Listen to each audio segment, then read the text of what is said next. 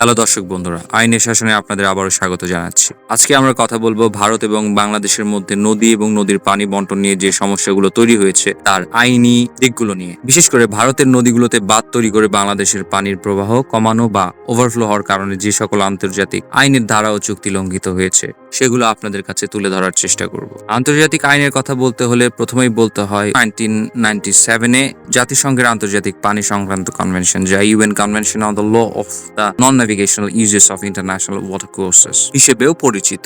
এই কনভেনশন অনুযায়ী আন্তর্জাতিক নদীর পানির ব্যবহারের ক্ষেত্রে ভাটির দেশের স্বার্থকে বিবেচনা রাখতে হবে এবং নদীর প্রাকৃতিক প্রবাহে বিঘ্ন সৃষ্টি করা যাবে না। এক্ষেত্রে ভারত কিন্তু ভাটির দেশ হিসেবে বাংলাদেশের কথা খুব একটা চিন্তা করেছে বলে মনে হয় না, এবং পানির ন্যাচারাল ফ্লো সেটিও বাঁধ তৈরি করে নানানভাবে প্রতিবন্ধকতা সৃষ্টি করেছে, যেটির কারণে আমরা শুষ্ক মৌসুমে আরো শুষ্ক এবং বর্ষা মৌসুমে ওভারফ্লো বা ফ্লাড হিসেবে আমরা দেখতে পাচ্ছি।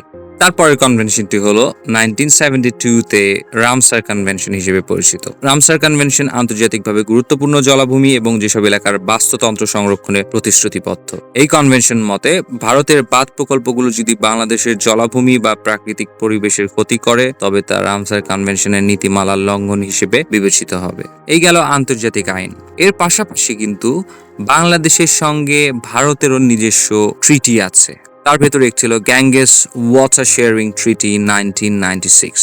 এটি ভারত এবং বাংলাদেশের মধ্যে গঙ্গার পানি বন্টনের জন্য 1996 সালে করা চুক্তি। এটি অনুযায়ী উভয় দেশের মধ্যে ন্যায্যতা এবং সদ্ভাব বজায় রেখে পানি বন্টনের কথা বলা হয়েছে। ভারত যদি একতরফাভাবে বাঁধ নির্মাণ করে তাহলে তা এই চুক্তির সরাসরি লঙ্ঘন হিসেবে বিবেচিত হবে। এর পাশাপাশি আর একটা চুক্তির কথা আমরা ভাবতে পারি, যেটাকে বাউন্ডারি ওয়াটার্স ট্রিটি 1909 হিসেবে আমরা জানি। যদিও এই চুক্তিটি মার্কিন যুক্তরাষ্ট্র এবং কানাডার মধ্যে করা হয়েছিল, তবে এটি আন্তর্জাতিক জলসীমানা এবং পানির ন্যায্য ব্যবহারের ক্ষেত্রে একটি প্রভাবশালী দৃষ্টান্ত হিসেবে বিবেচিত হয় সব জায়গাতে।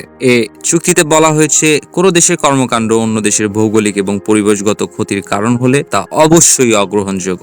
এ ধরনের আন্তর্জাতিক আইনের নীতির আলোকে কিন্তু ভারতের যে কর্মকাণ্ডগুলো করে যাচ্ছে সেটি আমরা মূল্যায়ন করতে পারি। সুতরাং ভারতের বাঁধ নির্মাণ কার্যক্রম যদি বাংলাদেশের পানির অধিকার, পরিবেশ এবং জলাভূমির উপর নেতিবাচক প্রভাব ফেলে তবে তা আন্তর্জাতিক আইনের উল্লেখিত ধারাগুলো এবং চুক্তিগুলো লঙ্ঘন করেছে। এ ধরনের কার্যকলাপের বিরুদ্ধে আন্তর্জাতিক মামলা বা আন্তর্জাতিক আদালতে যে আমরা অর্থাৎ বাংলাদেশ অবশ্যই আমাদের অধিকারগুলো সংরক্ষণ করার চেষ্টা করতে পারি। তো যাই হোক বন্ধুরা, ভিডিওটি যদি ভালো লেগে থাকে তবে আমাদের চ্যানেলটি লাইক, কমেন্ট, শেয়ার, সাবস্ক্রাইব করে আমাদের সঙ্গে থাকুন। এই আন্তর্জাতিক চুক্তির লঙ্ঘনগুলো আমার মনে হয় প্রত্যেকটি বাংলাদেশী জানা উচিত। সেক্ষেত্রে আপনাদের অনুরোধ করবো আপনারা ভিডিওটি শেয়ার করে সবাইকে জানার ব্যবস্থা করে দিবেন। আপনাদের সবার সুস্বাস্থ্য কামনা করে আজকের ভিডিও এখানে শেষ করছি। ধন্যবাদ।